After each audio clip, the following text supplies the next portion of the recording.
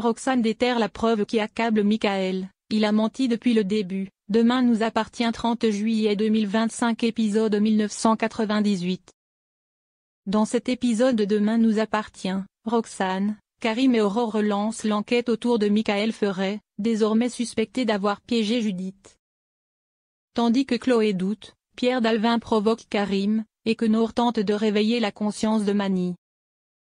Quant à Manon et Nordine, ils vivent difficilement la chaleur dans leur nouvel appart, et Christelle met la pression à Sylvain pour l'arrivée de la redoutable Annie. Pierre, Jean-Luc Reichmann, est hospitalisé. Michael tente de convaincre Chloé qu'il n'a rien à voir avec le trafic de drogue, il lui affirme que Pierre Dalvin la manipule. Il dit avoir mené sa propre enquête et pense que Mani a tiré sur Cyril. Mais Pierre ferait tout pour le discréditer. Michael insiste, c'est lui dont il faut se méfier.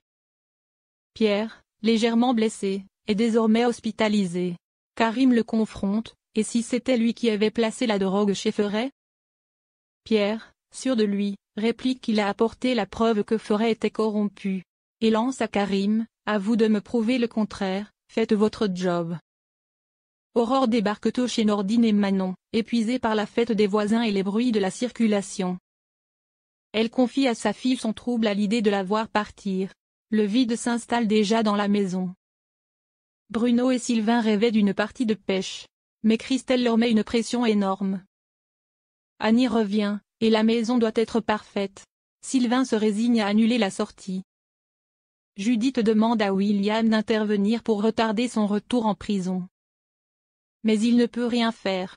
Marianne annonce à Chloé que Judith retournera derrière les barreaux, les analyses sont désormais entre les mains de la prison. Sylvain confie à Bruno qu'Annie est snob, professeur, elle sait tout sur tout. Christelle, stressée, veut briller devant elle, au point d'en devenir pénible. Chloé avoue à Alex qu'elle ne sait plus à qui faire confiance. Nordine a acheté une télévision immense à bas prix. Manon déteste cet achat, qui encombre tout le salon. Karim et Aurore, Julie Desbazac, unis contre Michael?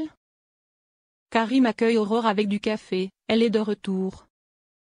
Il lui demande son avis sur Michael Ferret, car il commence à douter sérieusement de lui. Karim évoque l'idée qu'Aurore a pu être droguée l'autre fois afin que Michael reprenne l'enquête. Karim veut repartir de zéro avec Aurore. Roxane accepte de se joindre à l'enquête. En accédant aux vidéos de surveillance de l'hôpital, Roxane découvre que les images ont été écrasées depuis le commissariat. Elle parvient à les récupérer. Avec Karim et Aurore, ils identifient Michael comme l'auteur du dépôt de la lettre de menace à Judith. Nour confronte Mani, pourquoi accuse-t-il Judith alors qu'ils savent tous deux qu'elle est innocente? Nour lui fait écouter un message vocal de Pierre, qui lui demande de lui redonner une chance et de faire ce qui lui semble juste, pour Cyril et Judith. Pierre pense que Michael fait pression sur lui. Christelle insiste pour une troisième couche de peinture dans la chambre pour que ça soit plus foncé, c'est ce qu'aime Annie. Sylvain refuse catégoriquement. Sylvain laisse un message à Annie pour lui dire qu'il y a un problème d'arrivée d'eau dans la chambre d'Amy, et suggère qu'elle prenne un hôtel. Bruno est convaincu que Christelle va exploser quand saura ce que Sylvain a fait. Nordine et Manon sont à bout, leur appartement est une fournaise. Il faut qu'ils achètent des ventilateurs, ils n'en peuvent plus. Manon reconnaît que William avait raison, l'isolation est catastrophique. Le couple envisage-t-il un retour à la villa?